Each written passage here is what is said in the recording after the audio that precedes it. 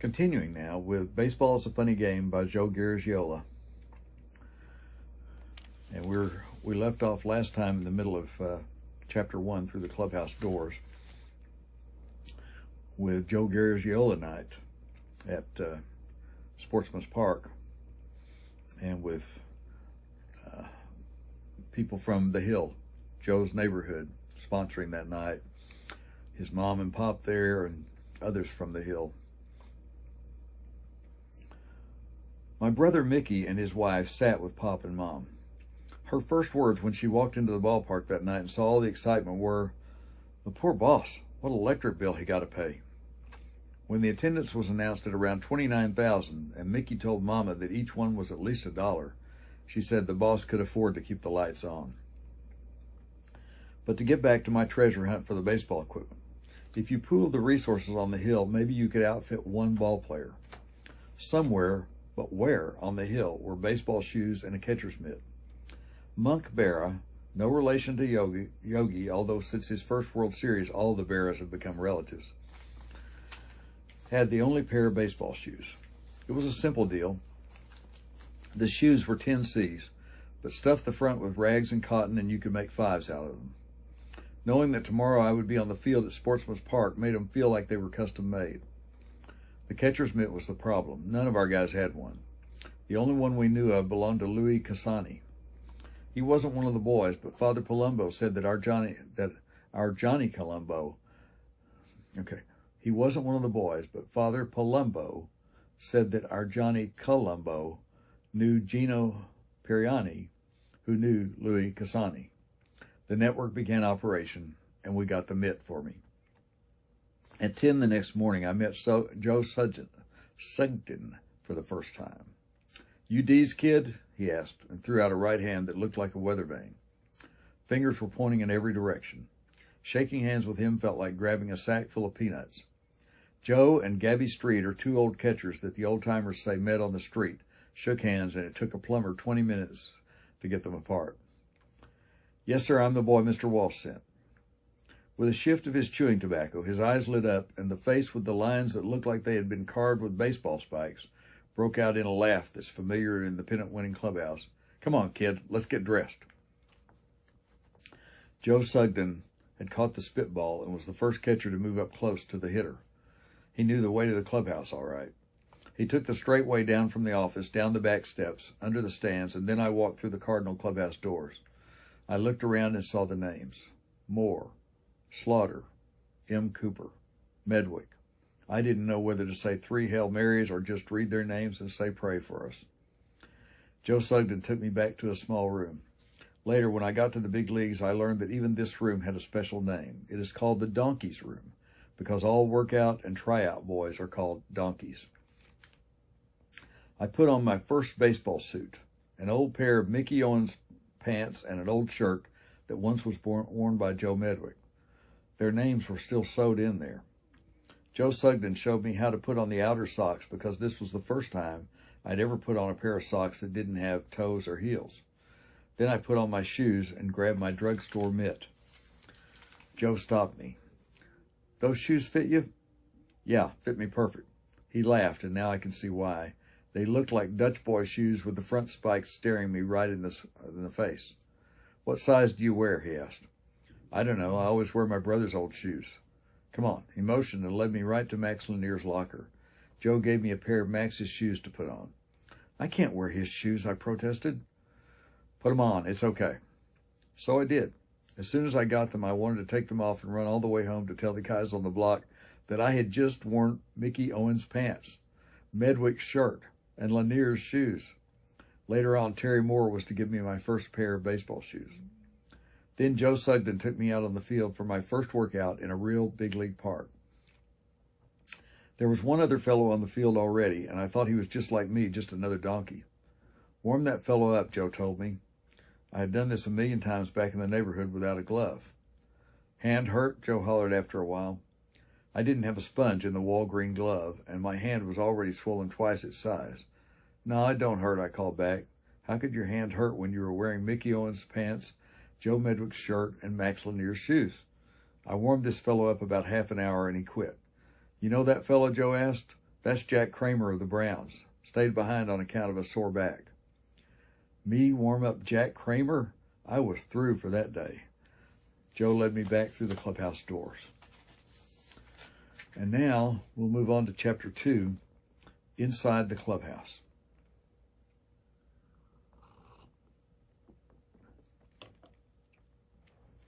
From that first time with Joe Sugden, I have walked through many a clubhouse door and have modeled quite a few different uniforms. In the minor leagues, it was with Springfield, Missouri in the Western Association, and with Columbus in the America Association. In the big leagues with the St. Louis Cardinals, Pittsburgh Pirates, Chicago Cubs, and New York Giants. Those were the home clubhouses I got to know. Of course, I also did time in the visitors' clubhouses in all those leagues. A clubhouse isn't fancy, but the walls here, the stools see, and the boards talk.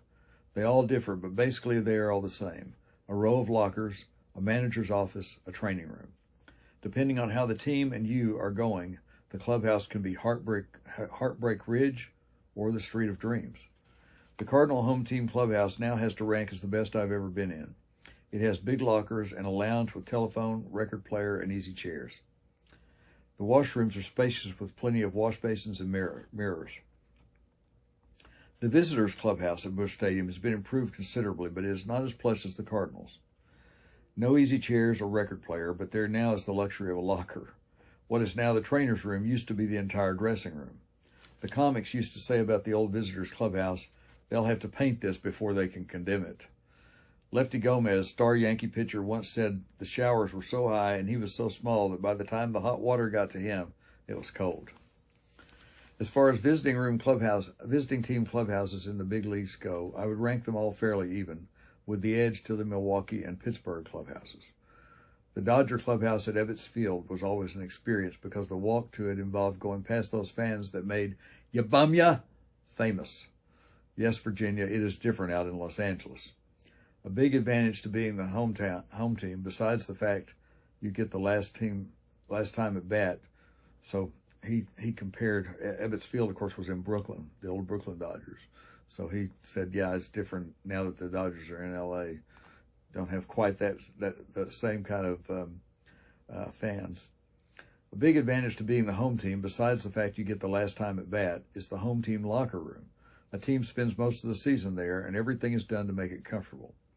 The Pittsburgh clubhouse is a roomy one, but in my time it was also the busiest. At times it looked like a Sears Roebuck sale was going on with power mowers actually on display.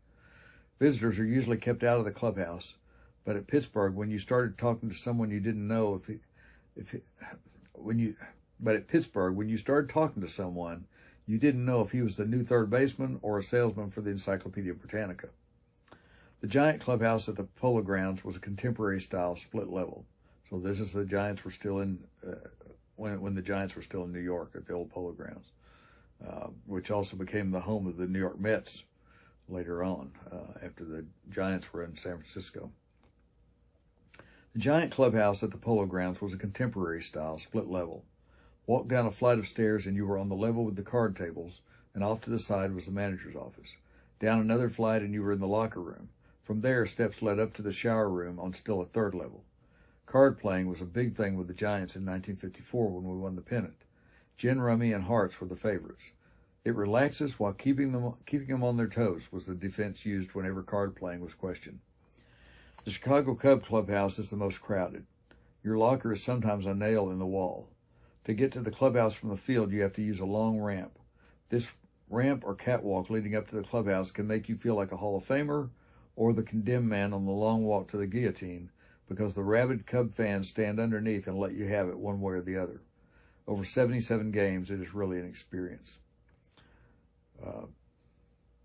The schedule back then was 154 games. Wasn't changed to 162 until 1961. So at that time, half a season, a home season was 77 games. The Cardinal clubhouse is a great one for music, with the emphasis on hillbilly records. Max Lanier, a pitcher, was the big hillbilly fan when I was there, and Stan Musial was a great man to beat out the rhythm on coat hangers.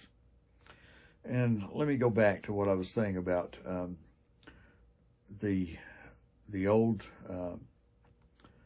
Sportsman's Park, about being there for my parents and me being there for the next to last game in Old Sportsman's Park, they moved to the new Busch Stadium the following week.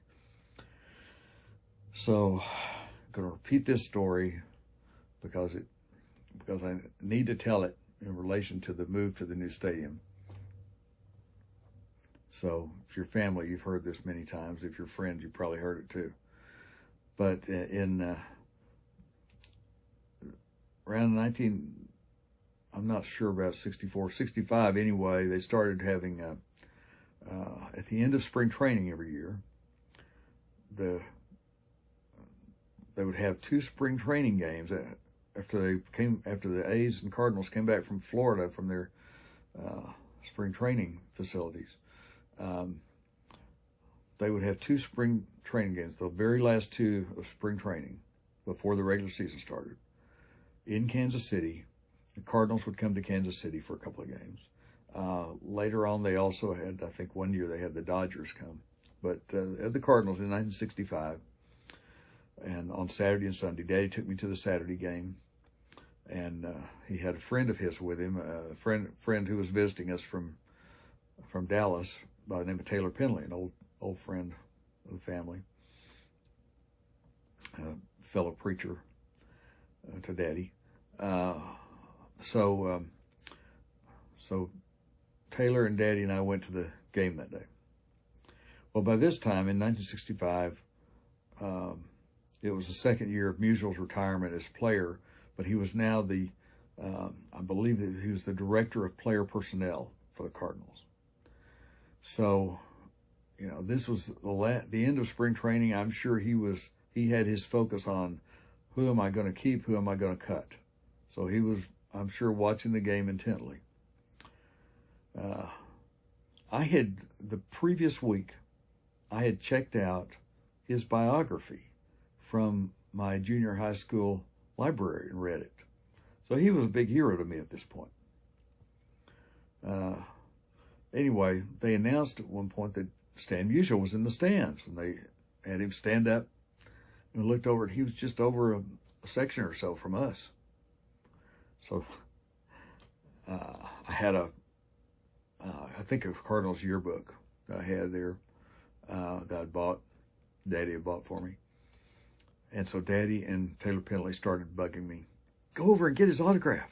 Well, I was shy. That was not a comfortable thing for me to do. Go get his autograph. They kept bugging me, kept on after me until I finally gave in. So I walked down the steps, walked over to the section where Musial was. He was sitting on the aisle. I walked up to where he was sitting, and I held out my program. And I understand everything I have read through the years. Stan Musial loved nothing better than to sign autographs for kids. His nicest guy you'd ever meet. Never had a bad word for anybody. That's what I've always read. To this day, I read it after he's passed away for several years. Still continue to read that. Nobody has anything bad to say about him. He apparently had no bad word for anybody, except one.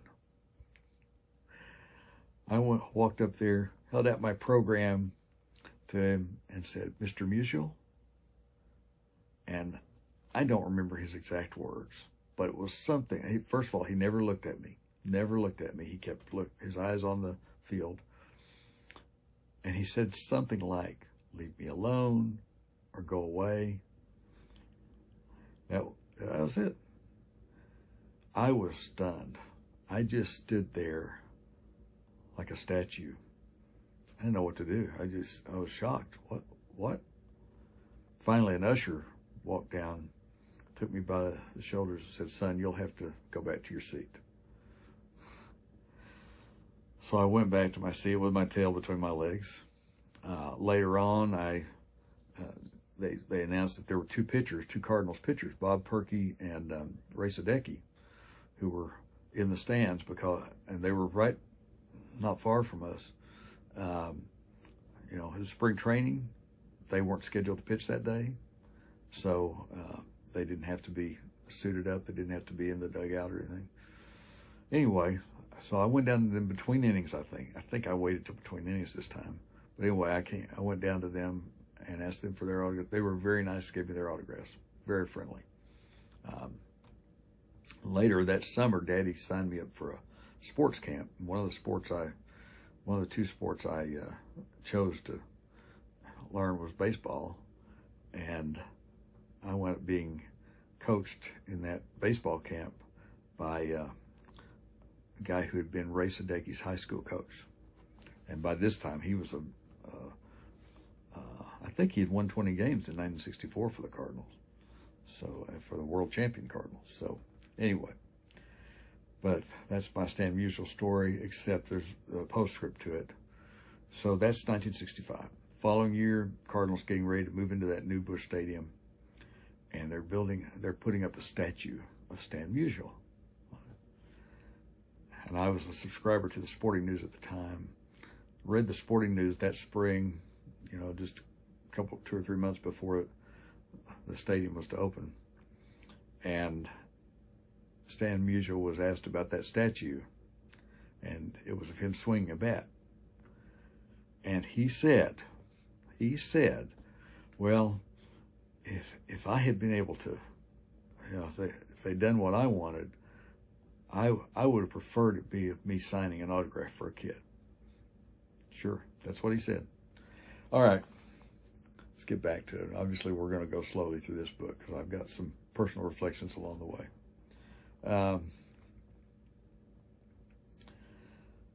All right, so back to this. We're in chapter 2 inside the clubhouse. Probably won't get very far. The Cardinal Clubhouse is a great one for music with the emphasis on hillbilly records. Max Lanier, a pitcher, was the big hillbilly fan when I was there, and Stan Musial was a great man to beat out the rhythm on coat hangers. Now the Cardinals have their own songwriter and catcher, Hal Smith. He is the author of such songs as Sittin', Spittin', and a Whittlin', Churn Full of Chitlings, and a Belly Full of You, and Pert Near But Not Plumb. Reading material is a big part of the clubhouse. The Sporting News is the big favorite because you can check on what the guy who had the locker next to you is doing with his new club. Comic books rank high. If Yogi Berra can sharpen his eyes on them, then they can't be too bad for you. Most players can tell you how Dick Tracy will come out, and nobody really cares if little orphan Annie is 46 years old. The Pittsburgh clubhouse has changed, though, and the lockers are now loaded with college magazines and the Wall Street Journal.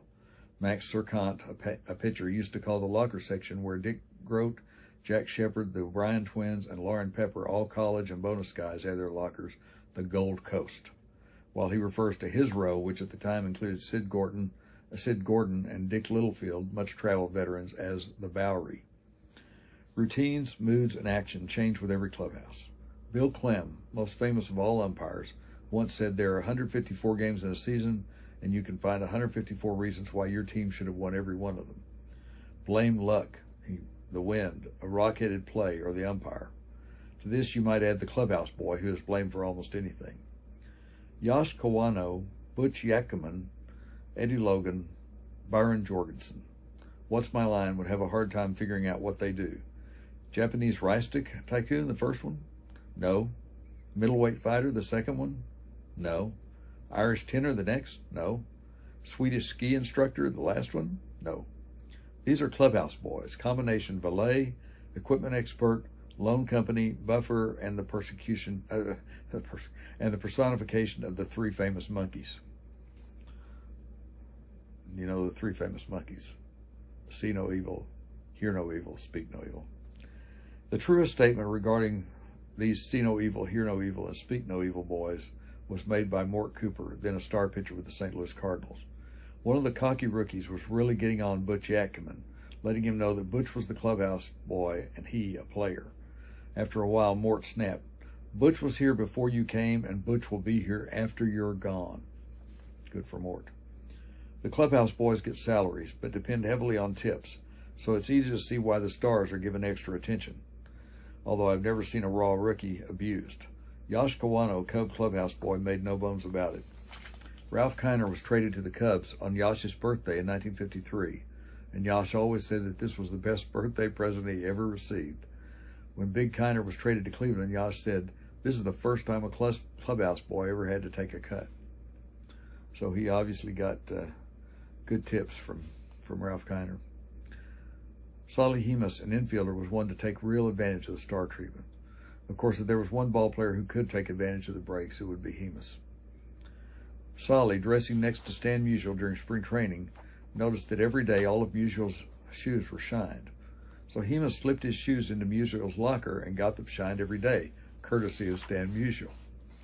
The clubhouse boy has to please 25 guys at the same time and is a very important part of the baseball picture.